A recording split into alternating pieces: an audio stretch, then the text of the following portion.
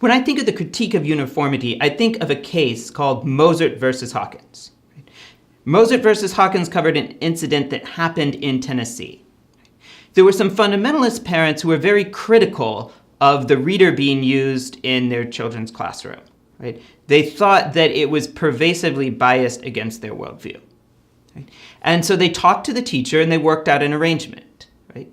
The teacher, for the relevant lessons, the teacher agreed to give separate assignments to their children. Right? So their children didn't have to participate in the activities that use this particular reader. Right? And it seems that the teacher and the parents were satisfied, but the school board was not. The school board heard about it and they decided that these fanatical parents could not be allowed to just push the teachers around. Now, of course, it was using up resources. Right?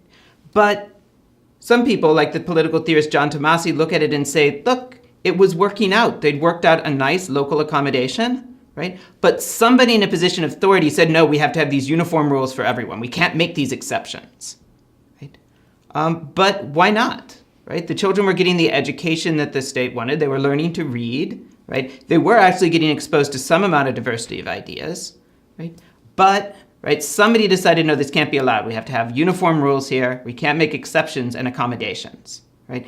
And so it turned into a court battle, right, over whether or not, right, the parents and teachers could have this accommodation for a particular set of children.